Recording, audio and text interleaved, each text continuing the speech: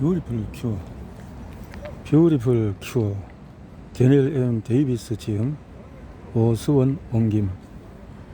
면역학의 혁명과 그것이 당신의 건강에 의미하는 The Beautiful Cure. 뷰티풀 하니까 무슨 미용에 대한 것 같은데 그런 게 아니고 면역학에 대한 내용이다. 데니엘 M. 데이비스는 맨체스터 대학교의 면역학 교수로 임상 면역학 분야의 전문가다. 고해상도 현미경을 이용해서 면역세포를 탐색하는 그의 연구는 과학 잡지 디스커버 선정 최고의 100대 혁신으로 꼽힌 바 있다. 그가 쓴 나만의 유전자는 2014년 영국 왕립학회 과학도서상 후보로 올랐고 생물학협회 도서상 최종 후보로 올랐다. 또한 그는 네이처 사이언스 그리고 사이언티픽 아메리카에 실린 논문을 비롯해 총 1만 회 이상 인용된 학술 논문 130여 편의 저자이기도 하다. 옮균이 오수원은 서강대학교 영문학과 졸업하신 분인데 책을 많이 번역하고 있군요. The Beautiful Cure. 카피라이트가 2018년도니까 아직도 따끈따끈한 책입니다. 한국 독자들에게 나는 예전부터 면역에 관한 책을 쓸 수 있는 있기를 꿈꿔왔습니다. 왜냐하면 면역은 중요한 주제이기도 하고 다른 대중과학 서적에서 다루지 않아서이기도 합니다. 그리고 언젠가 내가 자란 런던의 동네 서점에 내 책이 진열된 모습을 볼 수 있기를 희망했습니다.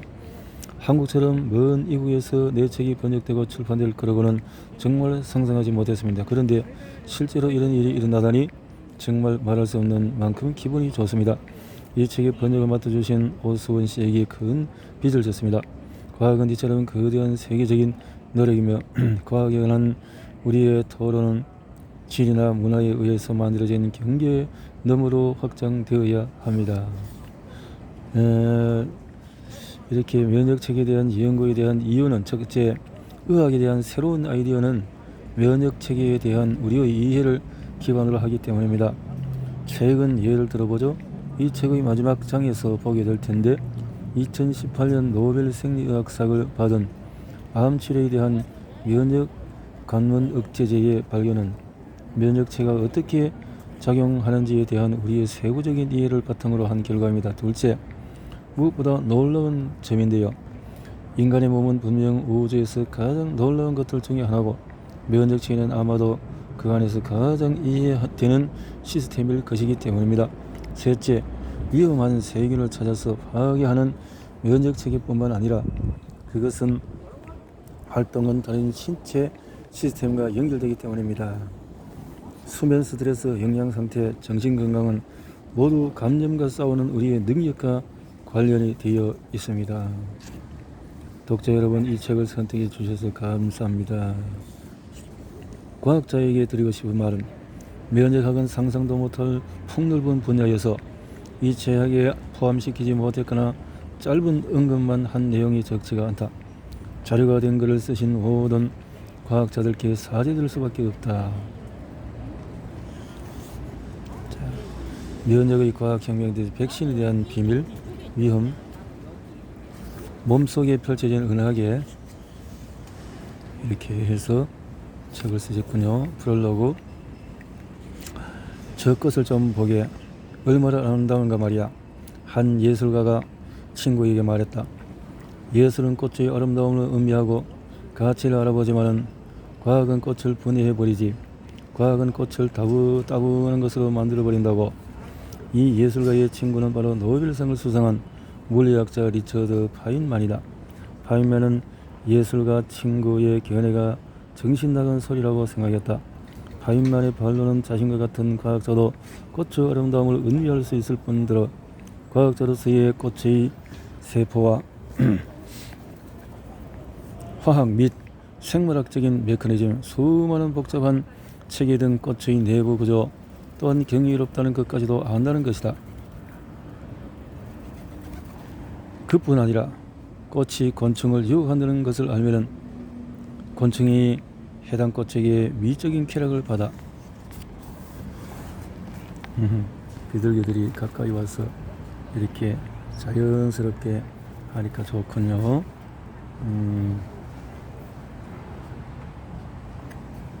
자,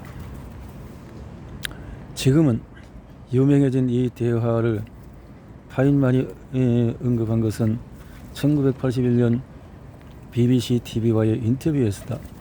나는 당시 11살이었다. 그때 이미 나는 과학자가 되고 싶다는 열망을 품고 있었지만 장미꽃이 살랑살랑 흔들리는 창가를 배경으로 앉아 억센 뉴욕식 억양으로 말하던 파인만은 과학을 해야 하는 이유로 내가 들 수 있었던 근거보다 더 확실한 근거를 정확하게 포착해냈다. 인간의 면역세포를 상세히 연구하는 과학자들로 구성된 팀을 이끌어 지난 세월 동안 나는 과학이 묻힐 뻔한 아름다움을 어떻게 드러내는지 직접 목격했다. 자, 이러한 신체 반응의 발생에 대한 견해가 단순 명료한 이유는 신체가 상처로 침입하는 세균을 공격하는 것은 면역계가 우리 몸의 일부가 아닌 것과 싸우도록 미리 프로그램 되어 있기 때문이라는 것이다. 우리 몸에 낯선 모든 것이 면역 반응을 유발하지는 않는다는 이 중대한 인식이 등장한 것은 1989년이 되어서였고 더욱 심오한 지식이 등장하기까지는 더 많은 세월이 흘러야 했다. 우선 우리는 질병과 맞서 싸우는 몸의 능력이 지속적으로 변화한다는 것을 알게 되었다. 수수께끼가 다 풀린 것은 아니지만 면역학의 이러한 발견들은 몸이 어떻게 질병과 싸우는지 그리고 건강해지는 데 무엇이 필요한지에 대한 문제에서 우리가 과거에 견지했던 단순한 견해의 의문을 제기한다. 질문은 다음과 같다. 왜 어떤 사람은 암에 걸리고 어떤 사람은 면역계가 암과 싸우는가? 백신은 어떻게 작용하며 그것을 더 효과적으로 만들 수 있는 방법은 무엇인가? 우리를 괴롭히는 대다수의 질병은 몸의 자연병으로 치유된다. 이러한 자연 치유력을 이해하고 활용하는 것은 과학이 인류의 건강에 제공할 수 있는 가장 중요한 선물로 판명될 것이다. 페니실린 같은 일부 약물은 병균을 직접 죽이지만 암부터 당뇨병까지 많은 질병은 면역기 활동을 향상시키는 새로운 종류의 약물로 가장 잘 퇴치될 수 있다. 균류에 의해서 천연 상태로 만들어져 과학자들이 분리해내는 페니실린 같은 약물과 달리 면역계에 작용하는 새로운 약물은 과학자들이 직접 설계한다. 면역계를 연구하는 과학자들의 아이디어는 치료법뿐만 아니라 수십억 달러까지 신약이 될 수가 있다. 면역작용을 이해하려는 엄청난 노력은 노화 과정 같은 생명 과정의 다른 많은 영역에서도 새로운 통찰을 제공했다. 사실 몸속에 있는 거의 모든 것은 또 다른 모든 것들과 밀접하게 연관되어 있다. 이 연관성은 상상 이상이다. 면역계. 이 책은 과학적인 아이디어가 성장해가는 과정도 다룬다. 면역을 이해하려는 탐색은 인류의 가장 큰 과학적인 모험 중의 하나이며 우리가 현재 갖고 있는 공통의 지식은 개별 과학자의 실현과 용감한 승리와 희생을 통해서 획득된 것들이다. 내가 하는 연구는 전문가용 현미경을 사용해서 면역세포들이 상호작용할 때 이들 간의 접점에서 무슨 일이 일어나는가를 살피고 면역세포와 다른 세포 간의 접촉을 검토함으로써 이 세포들이 건강한지 혹은 병들었는지 확인하는 일이다. 통합된 체계를 이렇게 분리된 요소들은 들러 나누는 작업 덕에 파인만의 예술가 친구가 생각하듯 전체 시스템이 따분해 보이지는 않는다. 하지만 그렇다고 이러한 작업이 거대한 충만함을 안겨준다고도 할 수 없다. 만물은 서로 연관되어 작용하기 때문에 각 요소가 의미를 가지려면 각 요소를 전체와의 연관선상에서 볼 수 있어야 한다. 인간 건강의 혁명은 책의 후반부에서 논할 것이다. 1부에서 면역의 과학혁명, 백신에 대한 아주 작은 비밀. 큰일을 하려면 무엇이 필요할까? 2008년 실행된 실험 하나가 있다. 노련한 체스 선수들에게 유명한 다섯 수두기를 이용해 게임에서 이기는 방법을 보여주는 실험이었다. 그러나 더 극적이고 새로운 게임 승리 방법은 따로 있었다. 단 세수만에 이기는 방법이었다.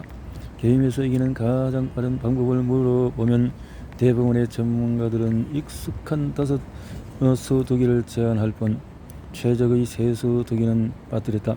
세수두기를 알아내는 사람은 최상의 체스 선수인 그랜드 마스터들 뿐이었다. 과거에 통했던 방법을 이용해서 문제를 해결하는 것은 인간의 흔한 본성이다. 하지만 과거에 통했던 방법을 알고 있는 것만으로는 미래의 중요한 도약에 필요한 통찰을 못할 수가 있다. 1943년 보스턴에서 태어난 제인 웨이는 하버드 대학교에서 화학과 의학을 전공했다. 의학을 선택하는 데 영향을 끼친 사람은 하버드 대학교의 소아과 의사이자 보스턴 아동병원의 소아과장이었던 아버지였다. 그러나 수술이야말로 평생 똑같은 시술을 되풀이하는 인생의 나락이라고 생각한 제인 웨이는 이후 기초과학으로 관심을 돌렸다. 그는 이른 나이에 결혼을 했지만 27세이던 1970년에 아내 셀리와 헤어졌다. 아이가 1살 때였다. 제인 웨이는 이 일로 여러 해 동안 고독감에 실렸지만 연구할 수 있는 시간과 자유를 얻었다. 1977년 그는 예일대학교 교수가 되었고 그곳에서 두 번째 아내 김 바텀리를 만났다. 바텀리 역시 유명한 면역학자였다. 1989년 제인 웨이는 자신이 칭한 면역계에 감추고 싶은 비밀이란 문제에 골몰했다. 여기서 감추고 싶은 비밀이란 바로 백신과 백신의 작용 방식에 대한 문제였다. 백신 접종의 기본 원리는 익숙한 통념을 따른다. 바이러스나 박테리아가 초래하는 감염을 훨씬 더 효과적으로 방어하려면 면역계가 동일한 바이러스나 박테리아를 과거에 만난 적이 있어야 한다는 통념이다. 따라서 백신 접종을 둘러싼 면역학의 정통학설은 다음과 같다. 백신은 우리 몸을 죽은 세균이나 무해한 버전의 세균에 노출시켜 효력을 발휘한다. 면역계가 세균에 맞설 방어체계를 세우도록 자극함으로써 몸이 동일한 세균을 다시 만날 경우에 신속하게 대응하도록 준비시킨다는 것이다. 이런 적용이 가능한 이유는 특정 세균을 활성화시킨 면역세포들이 증식해 세균이 제거된 뒤에도 오랫동안 몸속에서 버티기 때문이다. 이는 면역세포들이 동일한 세균을 다시 만날 경우 이미 행동에 돌입할 준비가 되어 있음을 의미한다. 그러나 한 단계 더 깊이 들어가 보면 백신 접종 주변에는 연금스러운 냄새가 난다. 여기서 감추고 싶은 비밀이란 백신이 효력을 발휘하려면 이른바 에조번트를 추가해야 한다는 것이다. 에조번트 돕는다는 것이다. 돕는다. 는 수산화 알루미늄 같은 화학물질로서 백신의 효과를 돕는 역할을 하며 우연히 발견되었다. 에조번트는 어떤 의미에서는 아주 보잘 것이 없다. 수산화 알루미늄은 어쨌거나 백신의 효력에 보조 역할을 하는데 그치기 때문이다. 그러나 제인 웨이가 보기에 이 작은 기술적인 정보는 면역학에 대한 전문 지식의 틈새가 있음을 드러내는 것이었다. 그 누구도 에조번트가 왜 이러한 보조적인 기능을 하는지 제대로 설명하지 못했기 때문이다. 백신 접종의 원리를 제대로 이해하는 일은 매우 중요하다. 깨끗한 물을 제공하는 일을 제외하고는 심지어 항생제조차 백신 접종보다 더 많은 생명을 구하지 못하기 때문이다. 그래서 제인 웨이는 에조번트가 왜 필요한지 정확한 원인을 파악하기로 결심했다. 이 결심을 통해서 그는 인간의 면역계가 실제로 작동하는 방식에 관한 완전히 새로운 지식의 지평을 열게 된다. 근문을 면역 반응은 어떻게 시작되는가? 백신을 치료법으로 사용한 연원은 백신 작용에 대한 지식의 근원보다 더 길다. 백신이라는 중요한 생명 구조체계에 대한 최초의 설명은 민간 전승에서 발견된다. 세균으로부터 몸을 보호하기 위해서 일부러 세균과 몸을 노출시키는 일, 즉 접종과 중국과 인도와 일부 아프리카에서 공식적인 의료가 확립되기 오래전부터 시행이 되었다. 그러나 이에 관한 과학적인 설명이 시작된 것은 1721년에 들어서면서부터다. 영국 왕가가 자식들이 천연두에 감염될까봐 불안에 떨던 시절의 일이다. 당시 왕가 사람들은 농촌의 전통뿐 아니라 외국에서 전해진 천연두 접종법에 대해서도 익히 들어 알고 있었지만 세부적인 처치법에 대해서는 의견이 분분했다. 수포액을 바르는 것이 가장 좋을까? 아니면 손으로 뽑아낸 천연두 딱지가 더 나은 처치법일까? 사람들이 천년도에 한 번 걸린다는 사실은 널리 알려져 있었기 때문에 정년 문제는 목숨을 빼앗지 않을 만큼 소량의 천년도 물질을 사람에게 주입할 수 있는가의 여부였다. 왕과 구성들에게 접종을 시행하기 전에 안전성과 효력을 확실히 해두기 위해 실험이 필요했다.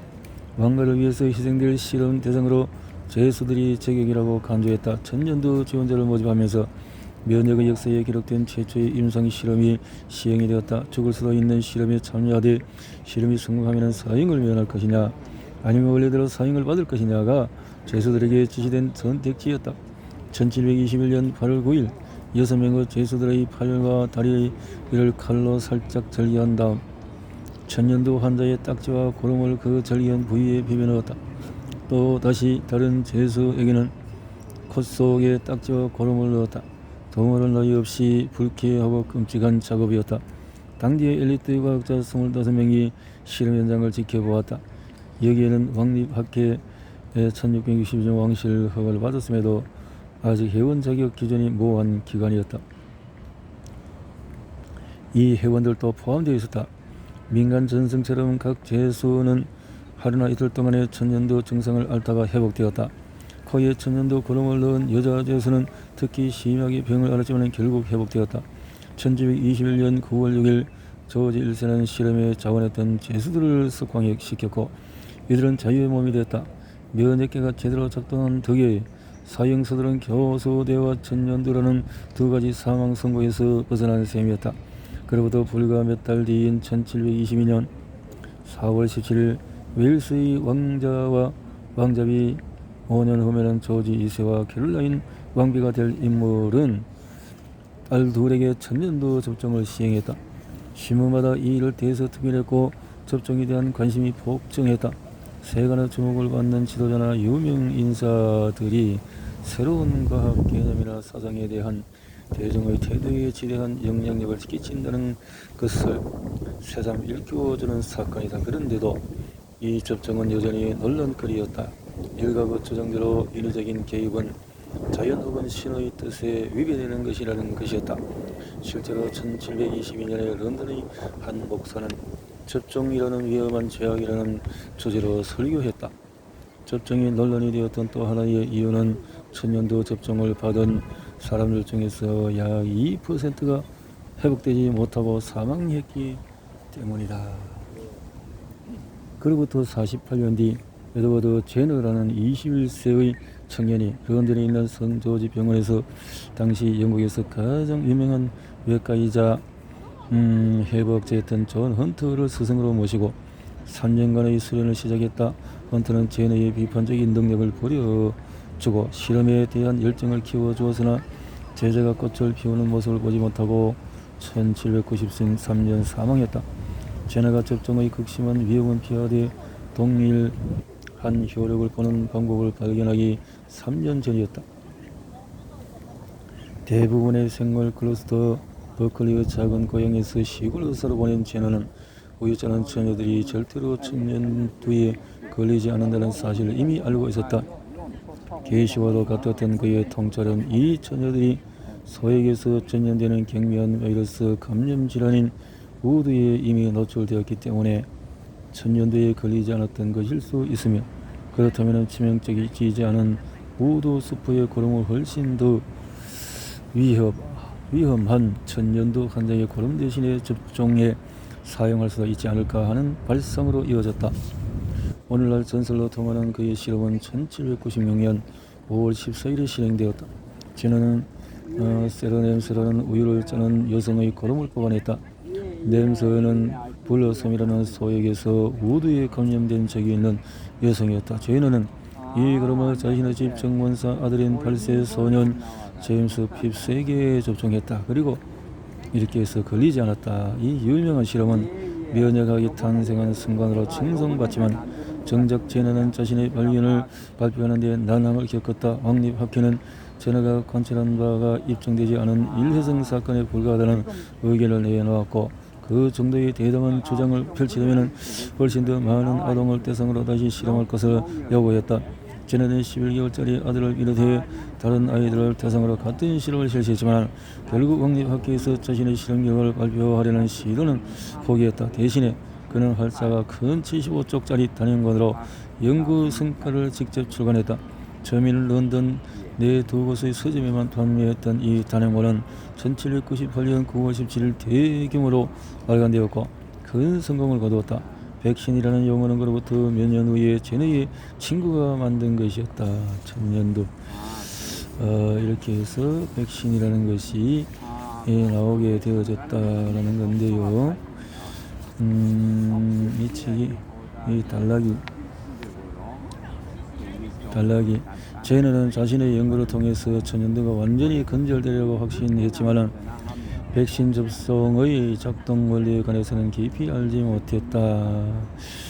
두 실험의 주인공은 프랑스의 생물학자 가스통 라몽과 런던 내과 의사 알렉산더 글렌이었다. 이렇게 해서 되는 것이요.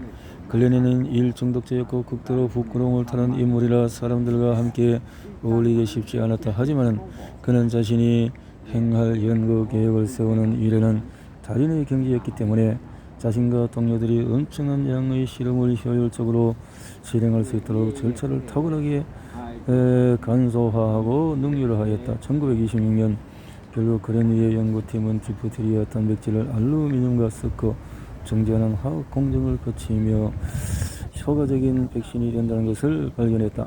글렌이 설명한 알루미늄의 디프테리아 독소가 면역 반응이 생성될 만큼 충분한 기간 동안에 몸속에 머무르도록 돕는다는 것이었다. 그러나 그 누구도 왜 그리고 어떻게 이렇게 가능한지 그 과정을 알지 못했다.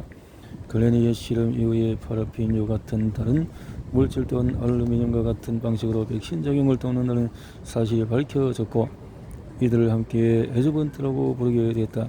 그런데 왜 이들이 보조 효과를 발휘하는지 설명해주는 명확한 공통점은 발견되지 않았다. 1989년 1월 제인 웨이는 아내이자 동료 면역학자인 바텀리와 함께 배인 상처가 생기거나 감염이 있을 때 몸속에서 어떤 작용이 일어나는가에 대한 이야기를 나누고 있었다. 이 대화 도중에 그들은 면역 반응이 어떻게 시작되는지에 관해서 쉽게 설명할 수 없다는 것을 깨달았다. 도대체 면역 반응을 일으키는 방아쇠는 무엇일까? 바텀리어 회장에 따르면 이들 부부는 차 안에서 과학 문제를 놓고 종종 논쟁을 벌이고 논쟁이 끝나면 대화 내용을 다 잊곤 했지만은 이때만큼은 콜로라도 주의 스팀버스팅 필리스 스프링스에서 열리는 학회에 참석해야 했기에 노트를 소지하고 있었다. 결국 이들의 논쟁은 제인웨의 기억 속에 고스란히 남았다. 그 후에 몇 달 동안 그는 면역 반응은 어떻게 시작하는 것에 대해 그리고 에조번트가 어떻게 작동하는 것에 대해 문제를 숙고했다. 제인웨가 계시와도 같은 통찰을 얻은 것은 이 두 가지 문제를 함께 고민했기 때문이었다. 문제를 푸는 중요한 실마리는 박테리아의 외피 지질 다당체라는 부담스러운 이름을 지닌 큰 분자가 특히 효과적인 에조번트 같다는 것이었다. 제인웨이의 추론은 이러했다. 만일 몸속에 한 번도 들어온 적이 없던 외부 물질의 존재가 면역 반응이 일어나는 유일한 신호가 아니라면 면역 반응을 일으키는데 무언가 다른 신호, 다시 말해서 에조번트가 제공할 수 있는 다른 신호로서 결국 실제 세균을 복제할 수 있는 두 번째 신호가 있어야 한다면 이것은 세균 자체에서 분리된 단백질 분자는 백신 효과를 내지 못하는 반면에 박테리아 외피에서 나온 치질 다당체 같은 분자는 에조번트로 효과를 냈는지를 설명해 줄 수 있다. 제인웨이는 흥분했고 자신의 생각을 논문에 발표했다. 지금은 아주 유명해진 점근선에 접근하는 방식으로 충분한가? 면역학의 진화와 혁명이라는 제목의 논문이었다. 논문은 1989년 2월에 열린 뉴욕 콜드스프링 하버 연구소의 명망 높은 학회 회보에 발표되었다.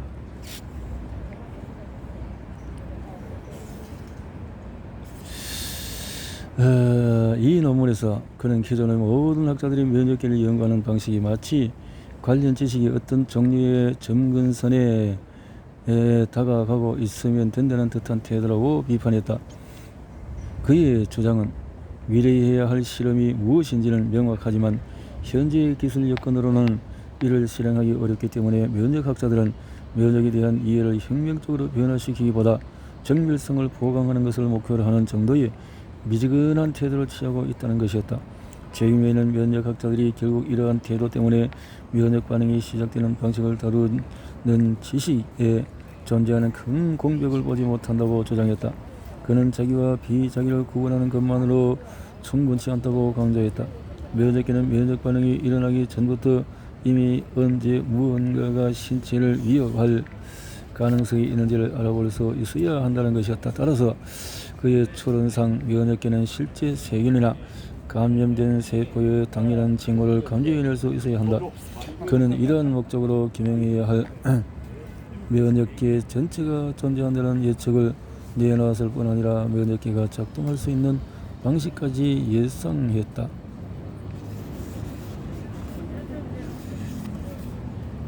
앞에서 살펴본 대로 그리고 제임레이가 지적했던 대로 당시에는 면역 반응이 어떻게 시작되었는가가 누구도 그 큰 관심을 가지지 않았고 대부분의 연구자들은 접종이나 백신처럼 면역의 다른 측면을 파악하는 일에 전력을 기울였다. 이들의 초점은 면역계가 전에 만났던 세균을 다시 만날 경우 어떻게 해당 세균에 더 빨리 그리고 더 효율적으로 대응할 수 있는가에 집중되어 있었다. 이 과정의 핵심에 T세포와 B세포로 불리는 두 가지 유형의 백혈구가 있다는 것은 널리 알려져 있다.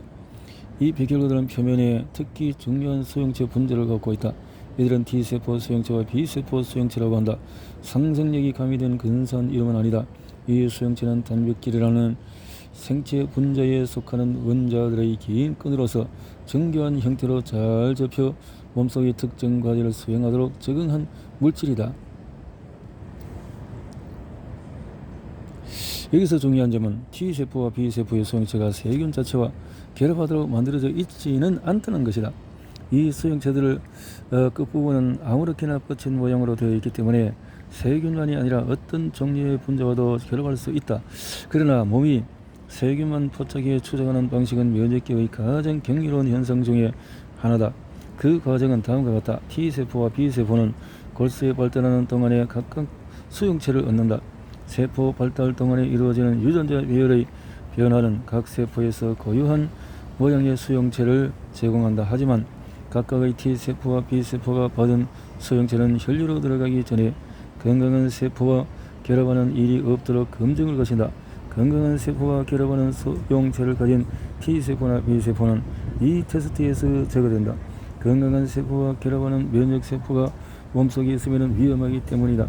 이러한 방식으로 건강한 세포를 공격하지 않는 T세포와 B세포들만 몸을 방어하는 역할을 맡게 되며 같은 논리로 T세포나 B세포 수용체가 무언가와 결합한다면 그 무언가는 반드시 전에는 몸속에 존재하지 않았던 분자에 만든다.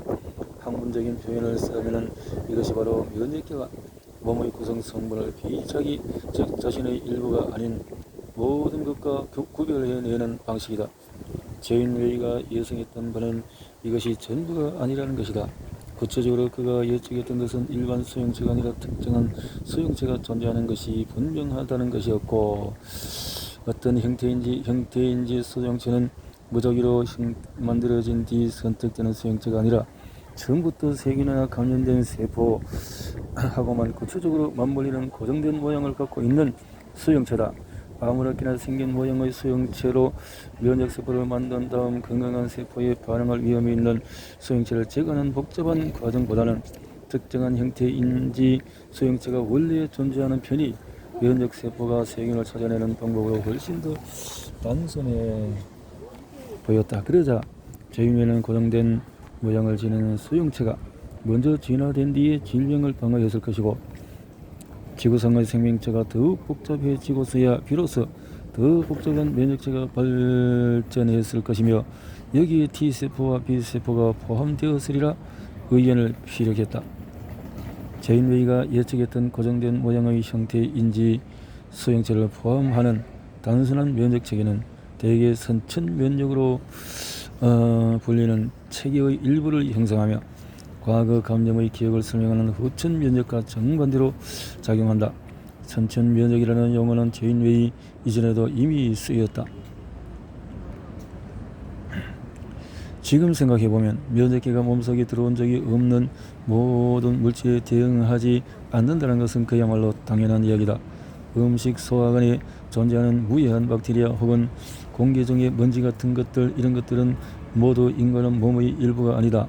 그래서 신체에 어떤 위협도 제기하지 않으며 따라서 면역 반응도 일으키지 않아야 한다. 하지만 문제는 그리 간단치 않다.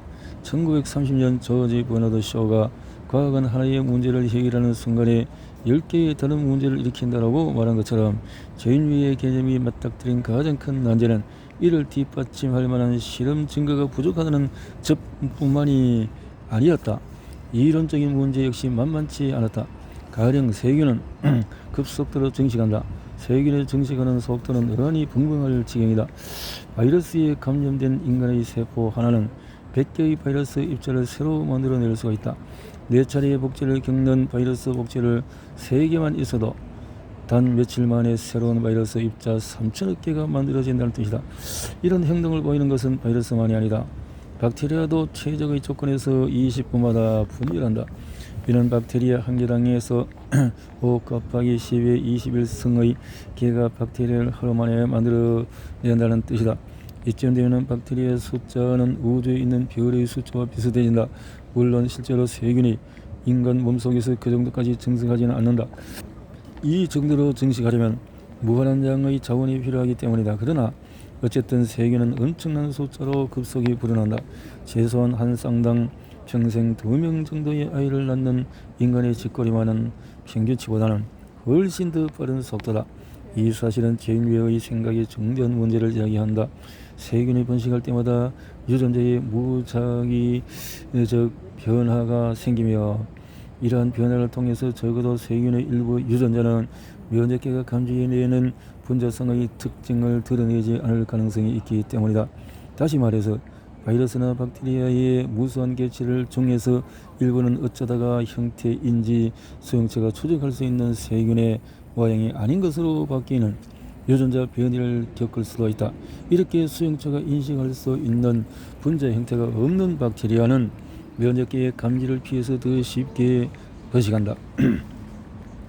제인웨이도 이 문제를 모르지 않았기 때문에 형태 인지의 대상이 되는 형태 자체가 미생물의 복잡하면서도 중요한 변화 과정의 산물임에 틀림없다고 추정했다. 세균이 명료한 구조를 갖는 것은 해당 세균의 생애 주기에 굉장히 중요한 부분이기 때문에 세균이 자기의 생애 주기를 바꾸는 일은 아예 불가능하지는 않아도 상당히 어려워야 한다. 제인웨이에게는 세균이 이렇게 생애 주기를 함부로 바꾸지 않는 특징을 갖고 있다는 증거가 있었다. 변화가 함부로 일어나지 않는 이러한 특징은 세균의 생존의 핵심인 동시에 세균을 공격에 취약하게 만드는 것이기도 하다. 세균의 변이가 어렵다는 점 때문에 페니실린이라는 항생제가 효력을 발휘하는 것이다.